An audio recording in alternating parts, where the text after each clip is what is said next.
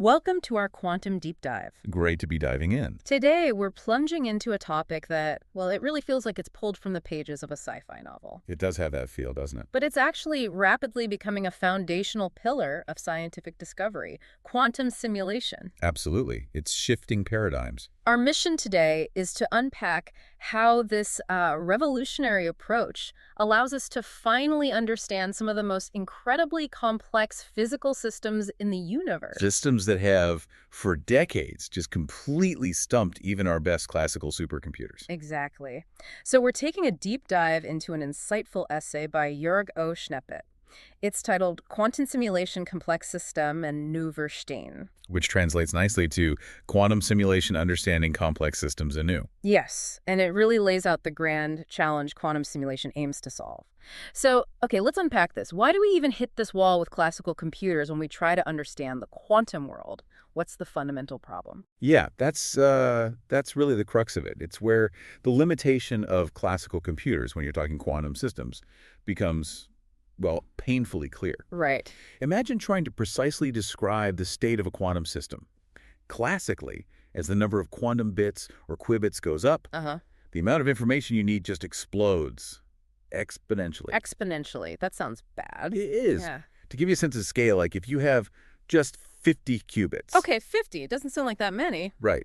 But you'd need more numbers to describe their collective state than there are atoms in the entire observable universe. Wow. Okay, that's not just big. That's completely impossible to handle classically. Exactly. It's an insurmountable barrier. And that's precisely why our best classical simulation techniques, things like Monte Carlo methods, molecular dynamics, density functional theory. Which are powerful tools in their own right. Oh, absolutely. Fantastic for many, many problems. But they just hit a wall when they face truly complex quantum behavior. They just aren't built for that inherent exponential information load. So the aha moment here isn't just that it's harder to calculate. It's that it's fundamentally mind-bogglingly impossible for our conventional machines. The complexity isn't just adding up, it's multiplying like crazy. That's a great way to put it. So if classical computers simply can't handle it, then what is quantum simulation? How does it actually manage to overcome this incredible hurdle? Well, quantum simulation is quite an elegant, almost ingenious solution, really. Yeah. Instead of trying to sort of approximate these complex quantum systems on classical hardware. Where you're always fighting that exponential curve. Exactly. You directly model them using quantum mechanical units themselves, the qubits. Okay. By leveraging the intrinsic quantum effects, things like entanglement and superposition, which I'm sure we'll get into. Definitely. A quantum simulator can inherently represent these complex states in a way that classical computers just physically cannot. It's almost like using a quantum blueprint to build a quantum model. Instead of trying to draw that quantum blueprint with, like, classical crayons. Yeah, something like that. And this direct approach, well, it unlocks the potential to explore realms of physics, chemistry, material science, things that were just completely inaccessible before. That makes perfect sense. Use quantum to understand quantum. What's truly fascinating, though, is like this isn't some brand new overnight idea, right? It feels like something that's been simmering for a while. Oh, absolutely. Oh. The visionary nature of this concept actually goes back decades. Richard Feynman. The Nobel laureate. He famously proposed it way back in 1981. He basically argued that, to truly understand and simulate physics at its most fundamental level, you might actually need a quantum mechanical system to do the simulating. Which must have sounded pretty out there at the time. Oh, completely radical. Then fast forward to 1996, Seth Lloyd provided the crucial theoretical proof. He showed that any quantum mechanical process could in fact be efficiently simulated by a quantum simulation. So the theory was solid. Exactly. And from that strong foundation, it's been this steady, sometimes surprising climb. Experimentally, we saw the first demos with ion traps back in 2002. Okay. Then you had major players like IBM and Google developing superconducting systems for simulation around 2011. Right. Things started heating up. And then the big one, headline grabbing, was Google's quantum supremacy demonstration in 2019. I remember that, where their quantum system did a specific calculation way faster than any classical supercomputer could. Precisely. A very specific, tailored problem, but a landmark nonetheless. Yeah. And more recently, just in 2022, we saw experimental quantum simulators built with over 50 qubits that genuinely surpass classical capabilities for certain simulation tasks. So it's really moved from theory to actual working hardware, albeit still early days. Absolutely. It's been an incredible journey from a bold idea to tangible reality. It's astounding. Now, to really get how quantum simulation works, we need to dive into those core quantum mechanical principles that make it all possible. Let's start with superposition and coherence. How did these unlock such power? Okay. So, in our everyday world, things are definite. A light switch is on or off, simple. Right. Binary. But in the quantum realm, a qubit can exist in a superposition, sort of an overlay of multiple basic states at the same time. So not just 0 or 1, but somehow both 0 and 1 simultaneously. Exactly. It exists in this blend of possibilities. And the profound implication of that is it lets a quantum computer represent many possible states all at once. This directly leads to what we call exponential parallelism. Okay, exploring multiple paths at once. Right. But, and this is crucial, for any computation to actually work, the system needs to maintain this delicate superposition over time. That's coherence. Ah, so it needs to stay in that quantum state long enough to calculate something useful. Precisely. Without coherence, the quantum system interacts with its environment and loses its quantum properties. We say it decoheres, and it collapses back into a classical state. Which ruins the calculation. Completely derails it. It's like trying to balance that pencil perfectly on its tip. The slightest vibration, the slightest interaction, and it falls over. Coherence is keeping that pencil balanced. Okay, so superposition holds all the possibilities, coherence keeps them stable. Then there's entanglement, which, yeah, still sounds like pure sci-fi to many people. How does this spooky action at a distance actually help with simulations? It is truly mind-bending and totally unique to quantum mechanics. Entanglement basically means two or more particles become intrinsically linked. They exist in this shared interconnected state. Regardless of how far apart they are. Exactly, no matter the distance. If you measure the state of one entangled particle, you instantly know the state of the other. Instantly. That's the spooky part Einstein talked about. That's the one. But it's not just some quantum quirk. It's actually the ultimate shortcut for simulating complex systems. Imagine trying to model a chemical reaction with, countless particles interacting. Classically, that's a nightmare, tracking everything. A massive computational challenge. But with entanglement, it's like having a single, interconnected superparticle that inherently knows how all its components are related. So it captures those complex correlations directly. Precisely. This spooky action is a powerful resource because it gives a decisive advantage for modeling complex multi-particle systems accurately without that crippling classical exponential cost. It's a key way quantum simulators bypass the complexity barrier. Okay, I think I'm getting it. Superposition explores possibilities, entanglement links them deeply. How do these combine for this idea of quantum parallelism? Right, so quantum parallelism flows directly from superposition. A classical computer, it processes things one step at a time, sequentially, like a single-lane highway. Got it. But because a quantum computer can prepare its input qubits in a superposition of many different states. Representing many inputs at once. Yes. When a quantum algorithm applies a function, it essentially calculates all the outcomes for all those input states simultaneously, in one go. Like opening up thousands of highway lanes at the same time. That's a good analogy. It's like having every possible path run through the calculation at the exact same moment. This massive parallel processing is the foundation for the exponential speedup we often talk about with quantum algorithms. Right. That's where the real power comes from. It lets quantum computers tackle problems that would take a classical computer, well, longer than the age of the universe. It's a true paradigm shift in computation. It really is. Okay, so given these powerful principles, how are quantum simulations actually built? What are the different models or architectures people are using? Good question. There are a few main models relevant here. One primary one is the gate-based quantum computer. Okay, gate-based. Like classical computers have logic gates. Exactly. It's somewhat analogous, but instead of classical bits and logic gates, you have qubits and quantum logic gates. These gates manipulate the quantum states in specific, often counterintuitive ways, like a Hadamard gate, which is often used to put a qubit into that superposition state we talked about. And these are meant to be general purpose. That's the goal, yes. Universal quantum computers that could, in theory, simulate any quantum system if you program them right. Then you have adiabatic quantum computers. Adiabatic. That sounds different. It is. They don't really use gates in the same step-by-step way. Instead, they exploit a quantum property called the adiabatic theorem.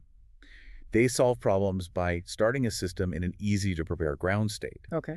and then slowly, very slowly, adiabatically changing the system's parameters until it evolves into a final state whose ground state encodes the solution to your problem.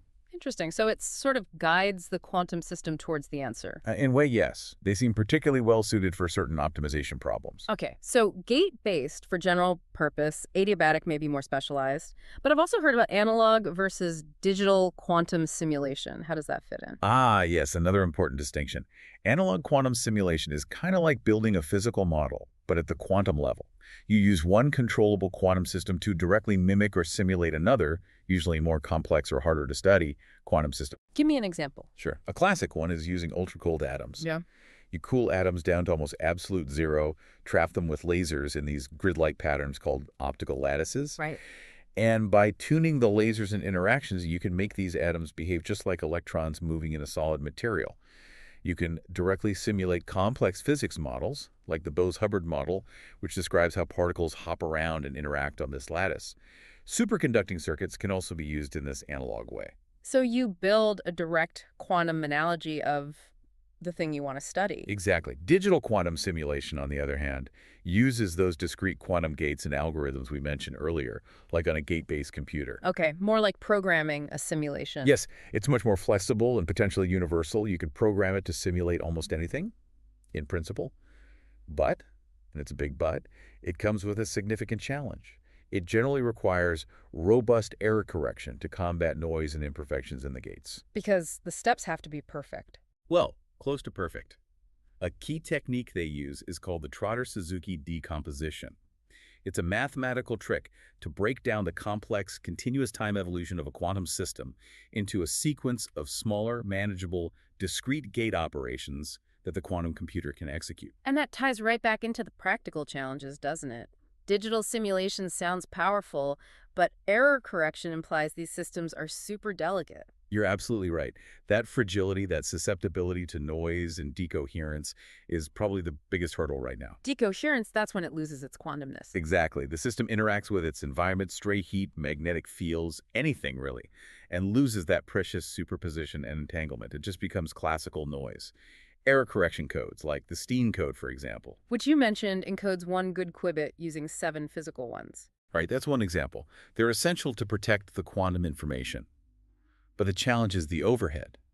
Achieving reliable, fault-tolerant computation might require thousands, maybe even millions, of physical qubits to create just one stable, logical qubit for complex calculations. Wow, thousands to one. That's a huge engineering challenge. It's enormous. Reducing that overhead, making qubits better and more stable, that's a central focus of hardware development. So while we're waiting for that perfect hardware, what about these hybrid methods, combining quantum and classical? That seems like a smart intermediate step. It really is.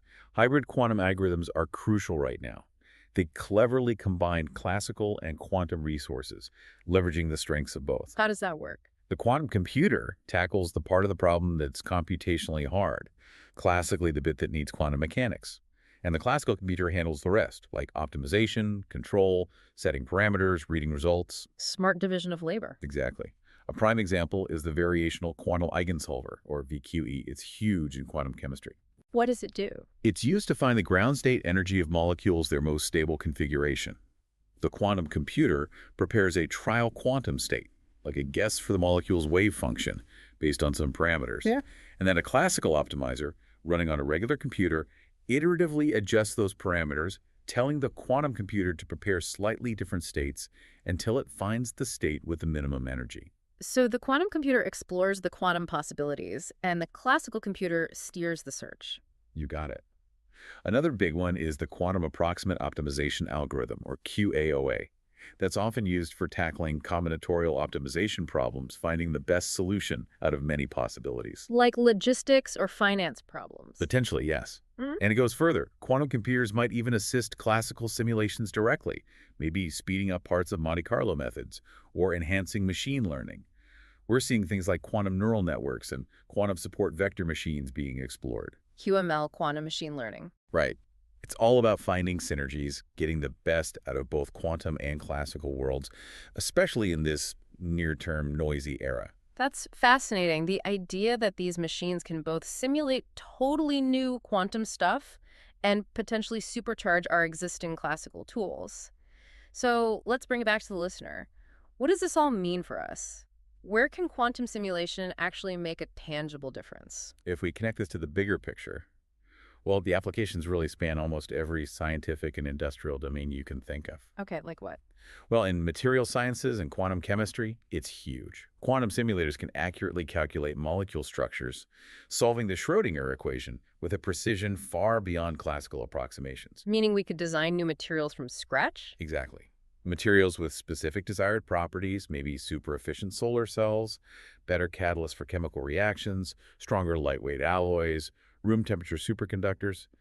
The possibilities are immense. They can also simulate the dynamics of chemical reactions. How reactions actually happen over time? Yes, which is vital for understanding things like catalysis and industrial processes, Yeah. how photosynthesis works so efficiently, or designing better, safer, longer-lasting battery materials. Designing new energy sources, new catalysts, that's massive. What about the really fundamental stuff like high energy physics? Absolutely. In high energy and nuclear physics, quantum simulation could tackle problems that are just completely intractable for even the world's biggest supercomputers today. Things like simulating quantum field theories. Like QCD, quantum chromodynamics. Exactly. The theory that describes the strong nuclear force, how quarks and gluons bind together inside protons and neutrons. Simulating lattice QCD accurately is a grand challenge. Quantum simulators might also help us understand matter under extreme conditions inside neutron stars, or in the microseconds after the Big Bang. Wow. And maybe even shed light on things like neutrino oscillations, how these elusive particles change identities. So understanding the fundamental building blocks and forces of the universe itself. Okay, shifting gears. What about biology and medicine? That seems like a very different scale. It is, but the complexity is just as daunting, maybe even more so in some ways. For biological and medical applications, think about protein folding. Ah, yes, how a protein gets its shape, which determines its function. Still a huge mystery in many cases. It's incredibly hard, classically. Levinthal's paradox highlights the astronomical number of possible shapes. Quantum simulation might help explore these complex energy landscapes more effectively. And then there's drug design. How would that work? By simulating molecular interactions at a true quantum level, we could get much more accurate predictions of how a potential drug molecule might bind to its target protein in the body. This could dramatically accelerate the drug discovery process, making it faster, cheaper, and maybe leading to more effective medicines with fewer side effects. That would be revolutionary for healthcare.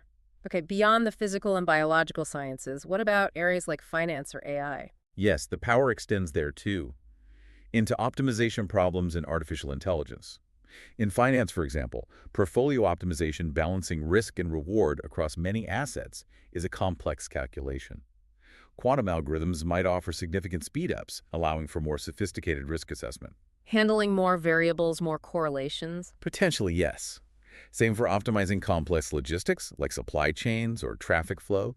And in AI, we mentioned quantum-assisted machine learning, QML. Right, quantum neural networks, QSVMs. These techniques might offer new ways to train machine learning models, recognize patterns in complex data, or analyze correlations that classical algorithms miss. The ability of qubits to represent complex, high-dimensional data inherently could lead to breakthroughs. It really feels like it touches almost everything. It highlights that quantum computing isn't just for niche physics problems anymore. Its potential reach is incredibly broad. Okay, this all sounds incredibly powerful, almost too good to be true in some ways. But we know it's not without major challenges. What are the biggest hurdles right now? What's stopping this from being everywhere already? Right, you've hit the nail on the head. Despite all the progress and excitement, the technical barriers are still significant. The main ones really boil down to scalability and error correction. Getting enough qubits and making them reliable? Exactly. Current quantum computers are still limited in their qubit count. And maybe even more critically, their coherence time, how long they can hold on to that fragile quantum state before noise messes things up. And the errors. The error problem is huge. Qubits are incredibly sensitive. Stray radiation, thermal fluctuations, imperfect control signals, they all introduce errors. Those error correction codes we talked about are essential, but remember the overhead. Thousands of physical qubits for one logical one. Right. It's a massive engineering lift to build systems that are both large and fault-tolerant. Reducing that overhead, Making qubits individually better and finding more efficient codes, that's where a lot of the effort is focused. So the basic components, the qubits themselves, need to get much, much better. What about the different hardware platforms? Are some looking more promising than others for tackling these issues? Well, the two leading contenders right now are generally seen as superconducting qubits and ion traps. We touched on those. Superconducting are scalable. Ions have good coherence. Broadly speaking, yes. Superconducting circuits using tiny Josephson junctions have scaled quite impressively. Systems with hundreds of qubits exist, but coherence times and connectivity can be challenging. Ion traps, using lasers to hold and manipulate individual charged atoms, boast really excellent coherence times, and gate fidelities. They make very high-quality qubits. But scaling them up to thousands or millions of ions in a way you can perfectly control is proving difficult architecturally. So trade-offs everywhere. Pretty much.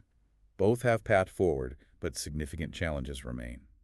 And then there's the dark horse, maybe. Topological quantum computers. Topological, what's the idea there? The idea is to encode quantum information, not in a single particle state, but in the collective topological properties of a system, involving exotic quasi-particles called anyons. It's like storing information in the way a braid is woven, rather than the position of a single thread. So it's naturally more robust to local errors. That's the hope. Intrinsic error resistance. If you nudge one part, the overall knot or braid structure might remain intact. It could be revolutionary for fault tolerance, but it's still very much in the early research and development phase. Building and controlling these systems is extremely hard. Okay, so hardware is a massive bottleneck, clearly. But what about the software side? The algorithms? Are we finding clever ways to work around the hardware limitations, especially in this noisy era? Yes, absolutely. That's where the focus on the NESQ era noisy intermediate scale quantum comes in, coined by John Preskill. Right. Acknowledging our current machines are imperfect. Exactly. So a huge amount of research is going into designing algorithms that are specifically tailored for these current imperfect machines. Algorithms that are somewhat resilient to noise or that don't require super long computations where errors can accumulate. Like the hybrid approaches. Precisely. Hybrid algorithms like VQE and QAOA are perfect examples. They minimize the depth of the quantum circuit, the number of steps the quantum computer has to run, reducing the chance for errors. They intelligently offload as much work as possible to the classical computer. Making the most of the limited quantum resources we have. Exactly. It's also about designing algorithms with the specific hardware limitations in mind. And integrating quantum simulation with established classical methods like density functional theory or Monte Carlo is also key, combining strength. It sounds like a really pragmatic approach for the near term. It has to be. We need to find ways to get useful results and demonstrate value even before we have perfect fault-tolerant machines. So, bringing this all together, we've gone from the fundamental why the classical limits through the quantum mechanics, the methods, the potential applications, and now the very real challenges. Where does that leave us? What's the takeaway? I think the takeaway is that quantum simulation has genuinely transitioned from being just a theoretical physicist dream into a tangible, incredibly promising technology. It's real now, even with the hurdles. Yes, the challenges are immense, no doubt about its scalability, error correction, coherence. But the progress is undeniable, and the potential impact across science and industry is just staggering. It really feels poised to accelerate discovery and innovation in ways we haven't seen before. So the next decades will be critical, seeing how quickly this vision becomes reality. Absolutely. It's a marathon, not a sprint, but the race is definitely on. That's a lot to mull over. And as we wrap up this deep dive, drawing heavily on Yargo Schneepet's insightful work, it really leaves us with a final, quite profound thought, doesn't it? It really does. It kind of begs the question. If quantum simulation gets powerful enough to model the most complex systems we know, even the fundamental laws of nature themselves, what new laws, what new realities, what underlying principles of the universe might it help us uncover next? Things we can't even imagine right now. Exactly. What new frontiers of knowledge will it open up? That's the truly exciting long-term prospect. What an amazing thought to end on. We really hope this deep dive, inspired by Yorgo Schneppet's essay, has given you, our listener, a clearer picture of quantum simulation, its power, its challenges, and its incredible unfolding potential. It's certainly a field to watch. Absolutely. For those who want to learn more, you can find additional information and the original source material over at schneppet.de. Definitely worth exploring further. Thank you so much for joining us on this deep dive. Until next time.